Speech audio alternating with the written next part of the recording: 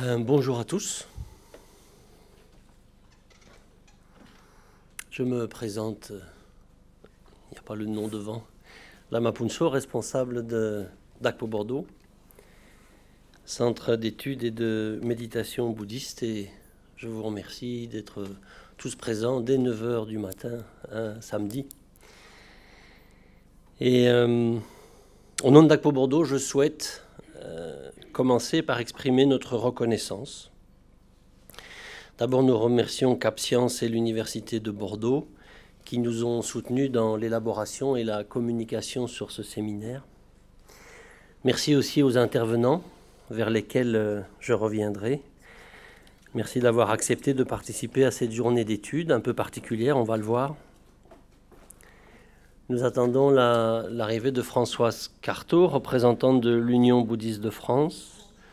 Nous remercions la présence de Jean-Guy de Saint-Périer, président du Centre d'études et de méditation bouddhiste d'Akpo Kajulin, auquel d'Akpo Bordeaux est affilié, associé. Et nous excusons les absents. Monsieur Marik Fetou, adjoint au maire de Bordeaux, chargé de la citoyenneté et de l'égalité, et Pierre Lothaire, maire adjoint du quartier de Codéran, conseiller départemental. Ils se sont excusés, ils ne peuvent pas être disponibles.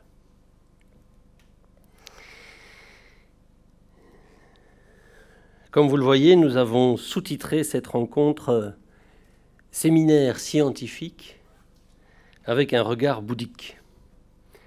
Pour cette introduction, j'avais donc deux portes d'entrée possibles, soit scientifique, soit regard bouddhique. Vous devinerez bien ce que j'ai choisi. Je pense que je vais prendre l'entrée du bouddhisme. Un pratiquant bouddhiste est préoccupé par deux dimensions. D'une part, une dimension intérieure, c'est-à-dire la connaissance de ces différents modes opératoires psychiques, ou pour le dire plus simplement, une connaissance de son esprit, et des effets qu'il peut avoir sur le monde. Et il est préoccupé aussi par une dimension plus extérieure, qui est une conscience du monde qui l'entoure. Pour le dire avec un vocabulaire un peu plus typé, nous avons une sollicitude pour nos contemporains. Et le pratiquant bouddhiste se demande comment va le monde, comment il évolue. Il est curieux, intéressé. Et donc le discernement est une composante importante du bouddhisme. Et c'est ce discernement qui a déclenché l'intention de ce séminaire.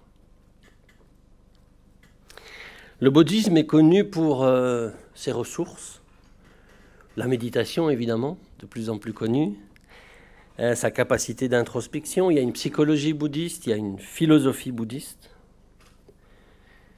J'ai même entendu il y a quelques mois sur France Inter un ministre de la République affirmer « Mon karma est de sauver des entreprises ». Je me suis dit que c'était peut-être pas gagné, mais qu'on avance. Le bouddhisme est également présent dans de nombreuses démarches assez contemporaines. Vous avez tous entendu de la rencontre du bouddhisme avec les sciences et d'autres domaines de recherche. Et surtout, il y a dans le bouddhisme ce que j'appellerais une plasticité. Depuis 26 siècles, le bouddhisme a su s'adapter aux époques, aux régions où il a pris racine. Il a une dimension non dogmatique, n'est-ce pas, qui lui a permis à chaque fois, sans se perdre ou se trahir, de se développer en écho à son environnement. En fait, c'est une affaire d'enrichissement mutuel. C'est quelque chose qui, pour nous, est important. Et trois dimensions amènent ce regard bouddhiste. Comme je vous l'ai dit, le discernement. L'importance du discernement donne, dans la démarche bouddhiste, une place prépondérante à l'analyse, à la réflexion. Comme je l'ai dit, c'est une approche non dogmatique. Que cette réflexion soit introspective ou orientée vers la compréhension du monde et de son fonctionnement. Et par ailleurs, le bouddhisme rassemble de vastes connaissances. Il véhicule une profonde sagesse ainsi qu'une vision critique de ces connaissances. Je pense que c'est important D'où la célèbre injonction du Bouddha, ne croyez pas ce que je dis par simple respect pour moi, mais éprouvez-le et analysez-le par vous-même. Le bouddhiste doute, c'est ce qui lui permet d'établir ses convictions. Outre le discernement, il y a également l'éthique, qui est une dimension importante pour nous, d'où la présence dans le titre, on y reviendra. L'éthique est la colonne vertébrale du bouddhisme. Elle est affaire de cohérence, elle suppose bien sûr un engagement individuel qui se décline dans l'espace social. L'éthique minimum pour nous consiste à ne nuire ni à soi ni aux autres. Cette éthique est basée sur ce que nous appelons le respect de soi et la considération pour les autres. On le sait, de tout temps, cette éthique reste délicate.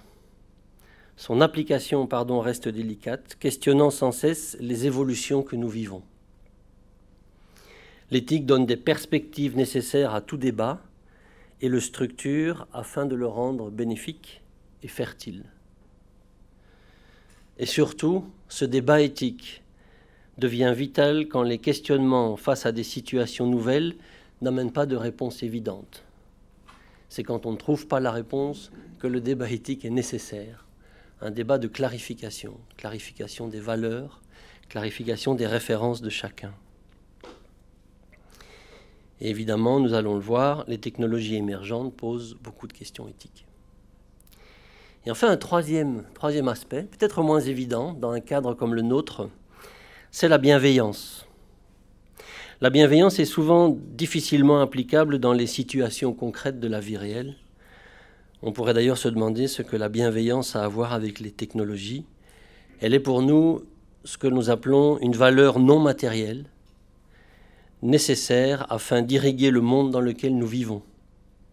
Cultiver la bienveillance est la garantie que la référence de nos sociétés reste l'humain. Quand la dimension de la personne, de l'individu, du citoyen, on peut l'appeler comme on veut, que la dimension de la personne reste la référence. C'est ça pour nous, en quoi la bienveillance est importante. Même si elle est difficile à décliner dans le concret, il est toujours possible de la prendre comme critère de réflexion. Ne nous y trompons pas, quand on parle de bienveillance, il ne s'agit pas d'un sentiment ou d'un ressenti. La bienveillance amène, avec le discernement et l'éthique que l'on vient de voir, une exigence dans les démarches et les postures que nous sommes amenés à prendre dans le monde. Mais elle est en tout cas un des ingrédients indispensables à notre démarche. Discernement, éthique et bienveillance, c'est ce qui a motivé ce séminaire et son thème spécifique. À ce titre, je voudrais remercier par avance François Pellegrini, Cédric Brun, Pascal Ragouet, j'espère qu'il pourra venir, il nous a dit qu'il était souffrant, Fabrice Ourteby, Jean-Michel Beignet et particulièrement Vincent Doucet qui nous a accompagnés dans les préparatifs. Merci d'avoir accepté de participer à cette rencontre sans vraiment savoir, me semble-t-il, ce que sera ce regard bouddhiste. Cela donne à cette journée, pour nous tous, une dimension de découverte, peut-être de nouveauté, un peu comme dans la méditation. On ne sait jamais de quoi sera faite la session suivante. Et d'ailleurs, on ne sait jamais de quoi sera fait l'instant suivant. Donc, allons vers la découverte à travers nos rencontres. Quelques mots sur le contexte, notre contexte. Nous sommes sans doute dans une situation inédite, c'est comme une évidence de le dire, mais j'ai entendu, je ne sais plus où, cette formule, nous déménageons de planète sans bouger. C'est une évidence d'affirmer que de profondes mutations sont en cours. On a l'intuition de leur ampleur, mais la mesure de leurs répercussions, positives ou négatives, reste peu discernable. On avance, on n'a pas encore vu toutes les conséquences de ce qui est en train de se passer, de se mettre en œuvre. On constate les repères culturels, sociaux, technologiques, religieux sont mis en tension. Il y a plus qu'un simple changement qui est en train de se passer là. Quelque chose de grande ampleur, transformant nos vies en profondeur, est à l'œuvre et manifeste progressivement ses effets. Il y a quelques thèmes qui nous préoccupent et auxquels nous réfléchissons. L'universalisme qui est remis en cause, la démocratie qui est réinterrogée, la troisième révolution industrielle qui est en marche, la grande convergence, nous allons en parler, les technologies, l'évolution du religieux dans le contexte de la mondialisation. Partout où l'on regarde, pour le dire simplement, ça bouge et ça bouge en profondeur.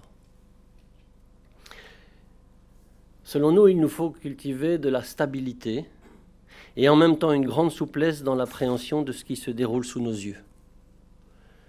Il nous faut faire preuve d'intelligence, et c'est ce que nous allons essayer de faire durant ce séminaire, échanger avec souplesse et stabilité afin d'enrichir nos discernements respectifs et pourquoi pas nos bienveillances. Le titre a 3 termes: technologie, éthique et cognition. D'abord, sur les technologies, nous avons rencontré une première confusion. Nous avons mélangé science et technologie. On le sait, la science est une entreprise de recherche qui vise la connaissance. La science décrit, elle explique, éventuellement elle prédit, elle voit les relations de cause à effet des phénomènes, alors que dans les technologies, il y a un sens d'une maîtrise pragmatique dédiée à une finalité précise. Et c'est ça qui nous questionne. Dédiée à une finalité précise. C'est cette finalité de la technologie qui, nous le verrons sans doute dans nos échanges, pose des questions éthiques. Et en même temps, ce qui apparaît dans le vocabulaire, ce sont les technosciences, c'est-à-dire que science et technologie, évidemment, font très bon ménage, marchent main dans la main et avancent. Mais ce que l'on remarque, c'est que cette ère des technosciences développe un pouvoir sur la nature et sur l'humain qui s'est étendu radicalement au point de transformer l'horizon des possibles de nombreuses manières, le médical, le robotique, l'intelligence artificielle, les différents sujets que l'on va aborder ce matin. Voilà pourquoi pour nous l'interdisciplinarité est importante. Elle demande de sortir de notre cadre de connaissances pour croiser les représentations et les points de vue des autres afin de trouver les ressources de compréhension et de décryptage du réel. Des rencontres comme celle-ci, pour nous, sont importantes et précieuses. Évidemment, le fait que nous ayons mis le mot technologie au pluriel sous-entend qu'il s'agit des nouvelles technologies ou ce qu'on appelle les technologies émergentes. Il y a la vitesse de leur développement, mais aussi une autre caractéristique, c'est leur complexité. J'ai trouvé une définition intéressante des technologies innovantes. Un ensemble de techniques de pointe dont seuls les spécialistes connaissent réellement les contenus et leurs applications.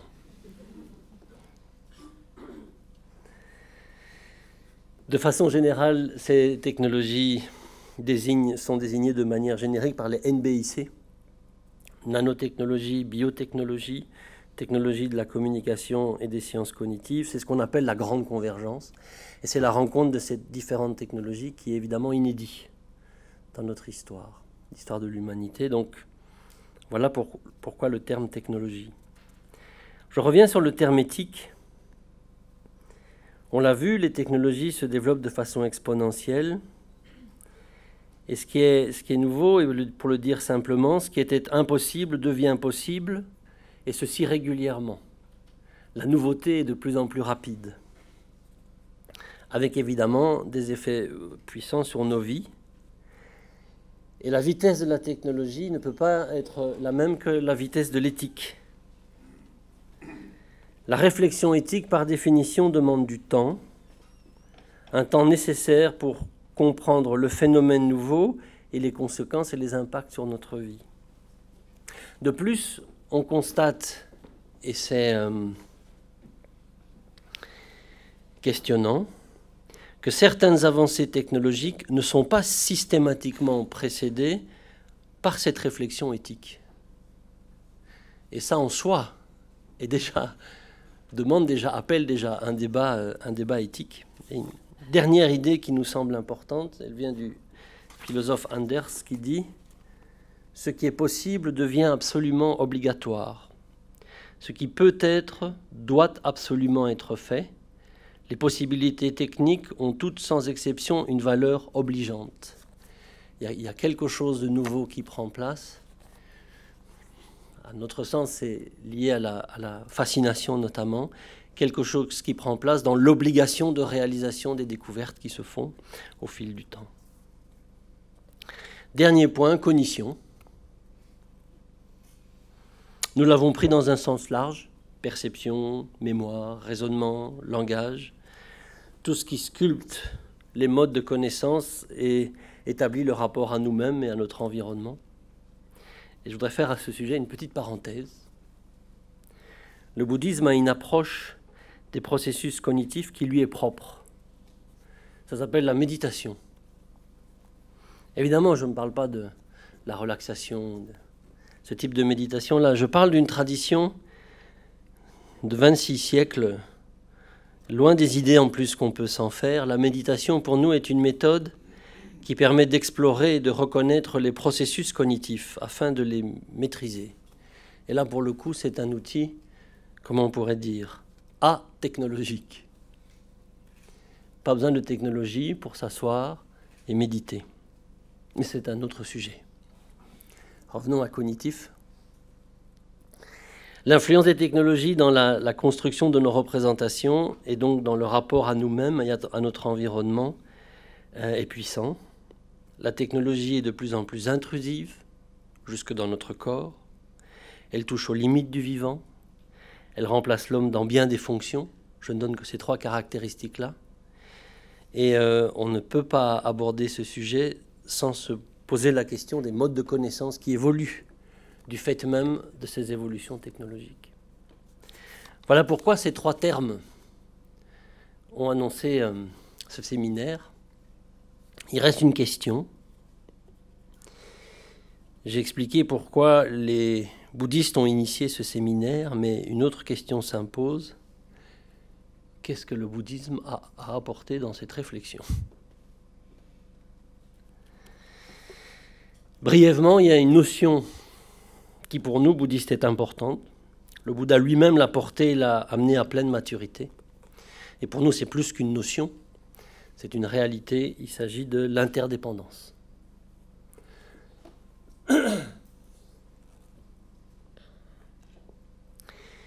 Pour nous, les phénomènes sont perçus comme séparés, même parfois opposés, mais ils se manifestent au travers de leur dépendance les uns avec les autres. Il y a un exemple classique qui est toujours pris dans ces cas-là. Je vous le refais.